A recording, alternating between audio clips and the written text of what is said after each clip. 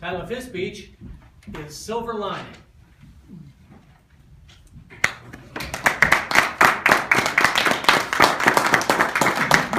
Silver Lining. Say it right.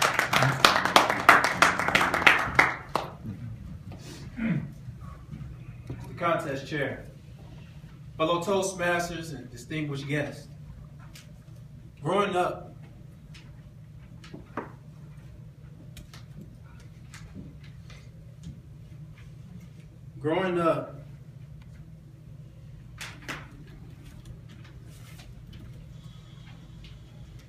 I developed an intense love for sports. There are two things that I love about sports. The first thing that I love is that it taught me how to overcome adversity. Adversity is a fierce competitor, sort of like me. Growing up, some hardships seemed normal for me. Hearing gunshots in my neighborhood, seeing drugs being used and sold, experiencing the challenges of growing up in public housing without a father in the home, not knowing that rent would be paid. Hard times became new to me when I was cut from the football team in the 7th grade because I was too small, and cut from the basketball team in the 9th grade because I was told I wasn't good enough. The second thing that I love about sports is that on any given day, even the underdogs can prevail. I cheer for the underdogs because I live as one. I was made fun of for being cut from several teams. And because of the environment I grew up in, I was often quoted the unfortunate odds that I was more likely to go to jail than to go to college. The way I interpreted this was that I was more likely to be a failure than a success. The odds were never in my favor. I grew up thinking I was inferior to the rest. At best, thinking of myself as mediocre. I took a gamble at life as if playing poker. I learned at a young age that we just have to play with the cards we are dealt, even if it's not the hand we desire.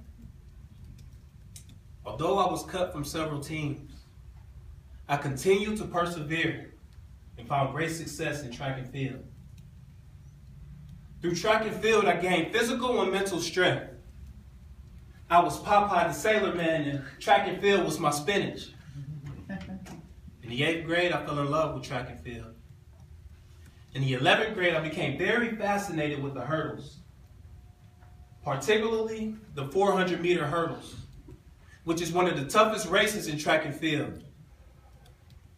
In the 400-meter hurdles, I was challenged with running a race with barriers in front of me. Raise your hand if this sounds familiar to you.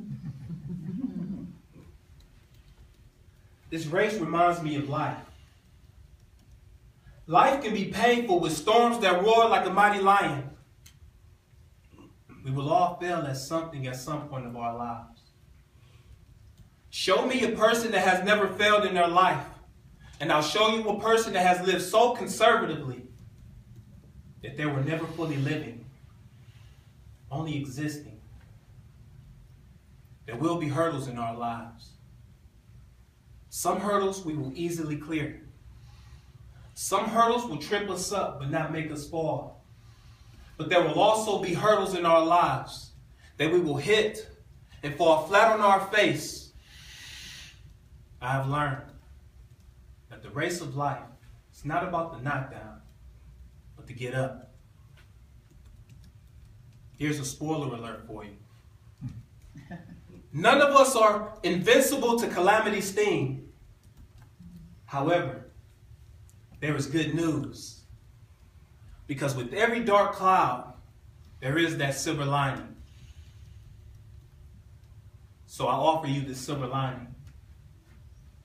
I was once asked if I could be any animal in the world, what would I be?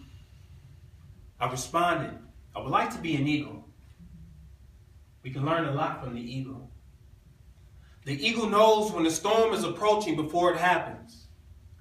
The strong winds will hit the eagle's wings and the eagle is lifted above the storm.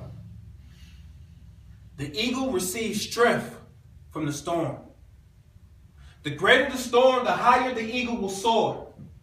So when the words of the great prophet Isaiah, soar on wings like eagles, run and not grow weary, walk and not be faint. James says, consider it joy when experiencing trials, because our trials produces perseverance. Perseverance produces character. Character produces hope, and hope does not disappoint us. Growing up, I kept hope in my pocket, wishing one day it would save me. It saved me. Hope is that silver lining we have to weather the storm.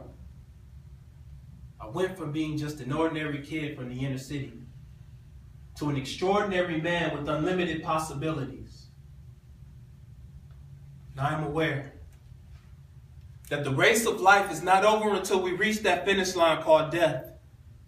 We are all sprinting to that finish line, so at some point of our lives we will win first place. Though this race seems like a competition, the only thing we are against are the odds. Now tell it you are not to be messed with. So if and when you fall, you must not stay there. You have to get back up. So get up. Don't let your circumstances be an excuse to surrender to trials like a fugitive who stole your will to keep going. As long as there was breath in your lungs, there was always hope. So keep going until you reach your finish line. Mr. Contest Chair.